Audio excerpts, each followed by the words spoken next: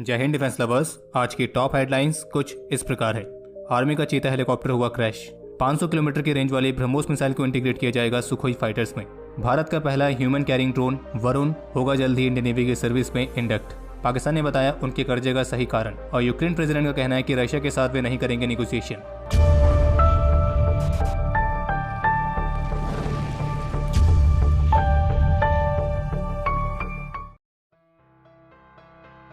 आज जहां एक तरफ पूरे भारतवर्ष में दशहरे का त्यौहार पूरे धूमधाम से मनाया गया, तो वहीं दूसरी तरफ आज अरुणाचल प्रदेश से एक बेहद ही दुखद खबर भी सामने आई है, और वो यह है कि तवांग के पास इंडियन आर्मी का एक चीता हेलीकॉप्टर क्रैश हो गया है। और इस दुर्घटना में हेलीकॉप्टर के pilot lieutenant colonel Saurabh Yadav ने अपने जीवन का सर्वोच्च बलिदान दिया है, और जबकि हेलीकॉप्टर के दूसरे पायलट को भी काफी गंभीर चोटें आई हैं और मिलिट्री हॉस्पिटल में उनका उपचार चल रहा है। हम ईश्वर से प्रार्थना करते हैं कि लेफ्टिनेंट कर्नल सौरभ यादव की आत्मा को शांति मिले।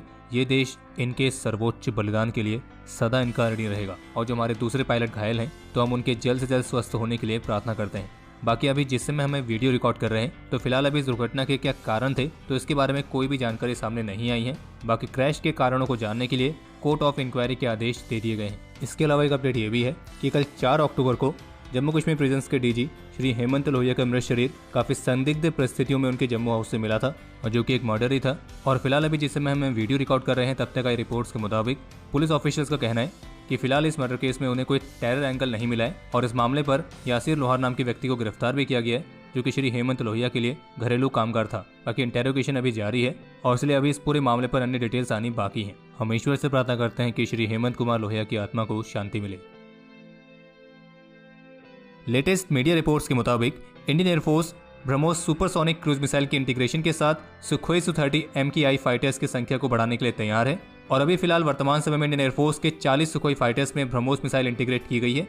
और रिपोर्ट्स के मुताबिक ब्रह्मोस मिसाइल का जो एयर लॉन्च वेरिएंट है, जो कि सुखोई फाइटर्स में इंटीग्रेट है, तो पहले उसकी रेंज थी 290 किलोमीटर, लेकिन अब उसे बढ़ाकर 500 किलोमीटर तक कर दिया गया है। और अब इंडियन एयरफोर्स के और भी सुखोई फाइटर्स में ब्रह्मोस के इंटीग्रेशन को बढ़ाया जाएगा। और सोर्सेज का यह भी कहना है कि मिसाइल की रेंज को बढ़ाने के लिए इसके सॉफ्टवेयर में कुछ बदलाव किए गए हैं, और जिसमें रशियंस की मदद ली गई थी।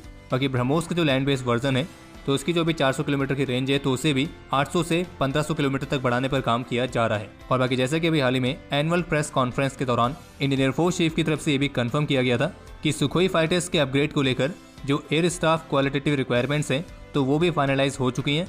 और सबसे बड़ी बात यह है कि सुखोई फाइटर्स के इस अपग्रेड में रशिया के बजाय भारत के स्वदेशी सिस्टम से इस्तेमाल होने वाले हैं। हालांकि फिलहाल अभी इस प्रोग्राम को 4 से 5 सालों का समय लगेगा। बाकी इसके अलावा प्रेस कॉन्फ्रेंस में इंडियन एयरफोर्स चीफ ने भी बताया है कि 40 तेजस MK1 फाइटर्स में से 30 फाइटर्स ऑलरेडी इंडियन एयरफोर्स की सर्विस में इंडक्ट हो चुके हैं, जिसमें से 16 IOC कॉन्फ़िगरेशन वाले हैं और 14 FOC कॉन्फ़िगरेशन वाले। और जो बाकी के बचे फाइटर्स हैं इंक्लूडिंग ट्रेनर्स, तो वे भी इस फिस्कल ईयर के अंत तक इंडक्ट कर दिए जाएंगे।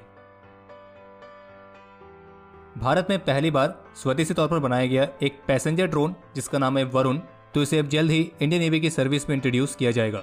इस ड्रोन को बनाया है भारत के स्टार्टअप सागर डिफेंस इंजीनियरिंग प्राइवेट लिमिटेड ने, और इस साल जुलाई में इसका एक डेमोन्स्ट्रेशन भी दिया गया था। और इस डेमोन्स्ट्रेशन में इस वरुण ने एक सिंगल पैसेंजर पर्सनल के साथ उड़ान भरी थी।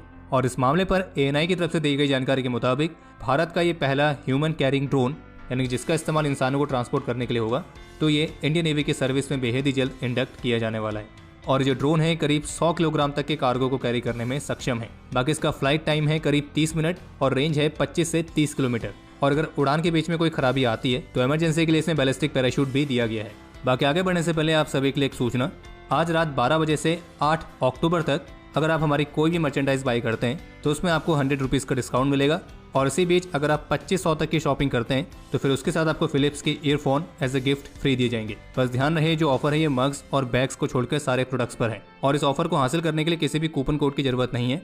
आप जैसे चेकआउट पे जाएंगे, आपको डायरेक्टली 100 रुपीज़ ऑफ वहाँ पे मिलेगा।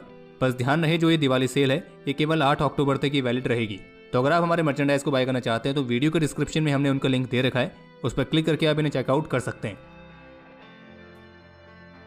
केंद्रीय गृह मंत्री श्री अमित शाह इन दिनों जम्मू कश्मीर की विजिट पर हैं, और अपने इस विजिट के आखिरी दिन पब्लिक मीटिंग को संबोधित करते हुए कि पीपल्स डेमोक्रेटिक पार्टी की प्रेसिडेंट महबूबा मुफ्ती और नेशनल कॉन्फ्रेंस चीफ के फारूक अब्दुल्ला ने जो केंद्र के सामने डिमांड रखी थी कि केंद्र को पाकिस्तान से बात करनी चाहिए, तो इसके जवाब में गृह मंत्री का ये कहना है कि वे पाकिस्तान से बात करने के बजाय जम्मू कश्मीर से युवाओं से बात करना ज्यादा प्रेफर करेंगे और उनका साफ तौर पर कहना था कि वे पाकिस्तान से बात करना नहीं चाहते हैं। वे बात करना चाहते हैं बारामूला के गुज्जर से, पहाड़ी से, अकरवाल से और जम्मू कश्मीर के युवाओं से।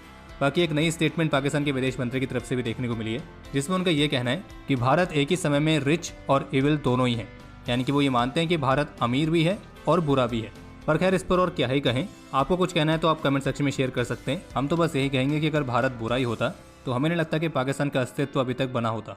और इसके अलावा उन्होंने पाकिस्तान और चाइना के रिलेशंस पर भी बात करते हुए ये कहा कि चाइना उनका ऑल वेदर फ्रेंड है और चाइना ने हमेशा पाकिस्तान की मदद करी है। पाकिस्तान के विदेश मंत्री का यह भी कहना था कि जब आप बड़े स्केल पर डेवलपमेंट करते हैं तो हाँ, कर्जा भी होता है। एक बात तो आप ये मान के चलिए कि पाकिस्तान के लिए काउंटर टेररिज्म, डेवलपमेंट और पीस, ये जो वर्ड्स हैं, इनकी मीनिंग जो एक्चुअल में है उसका अपोजिट पाकिस्तान के लिए है। अब यहाँ पे पाकिस्तान के विदेश मंत्री कर रहे हैं जब बात होती है डेवलपमेंट को एक बड़े स्केल पर करने की।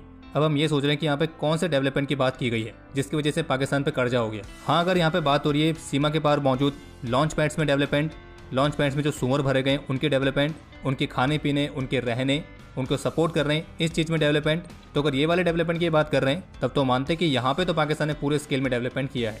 और रही बात इनके ऑल वेदर फ्रेंड चाइना की, तो चीन के बारे में तो सभी को पता ही है कि ऐसा कोई सगा नहीं जिसको चीन ने ठगा नहीं।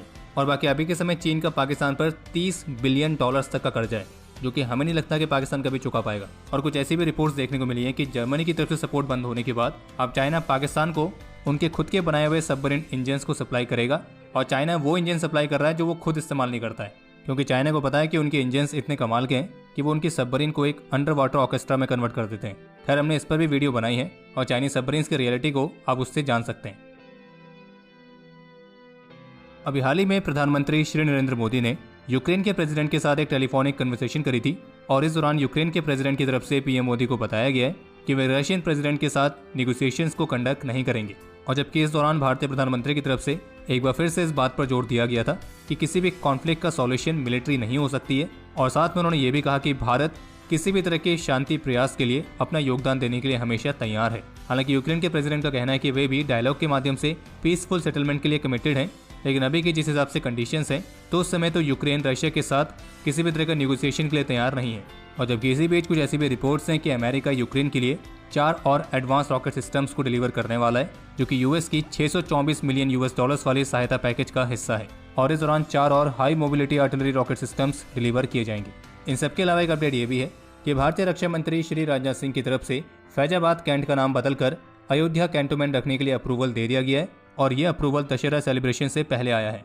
इसके अलावा इंडियन नेवी की फर्स्ट ट्रेनिंग स्क्वाड्रन की INS तीर और INS Sujata Indian coast guard ship Sarathi के साथ एक ट्रेनिंग एक्सचेंज विजिट के लिए कुवैत पहुंची है, जो कि कुवैत के साथ भारत के डिफेंस टाइज को बढ़ाने में अपना योगदान देगी।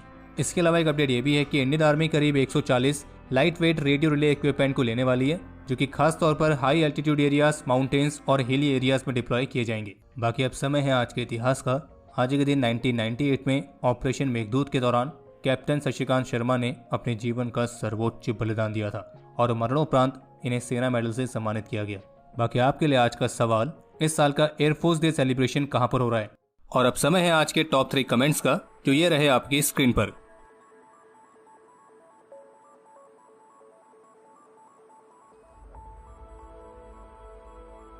तो हमारे आज के इस एपिसोड के लिए इतना ही। उम्मीद है आपको एपिसोड पसंद आया होगा। अगर पसंद आए तो वीडियो को लाइक कीजिए, शेयर कीजिए और बाकी हमारे मर्चेंडाइज के नए डिजाइन्स को चेकआउट करना ना भूलें, जिसका लिंक आपको वीडियो के डिस्क्रिप्शन में मिल जाएगा। और बाकी अगर आपने चैनल को सब्सक्राइब नहीं किया है तो चैनल को भी सब्सक्राइब जरूर करें।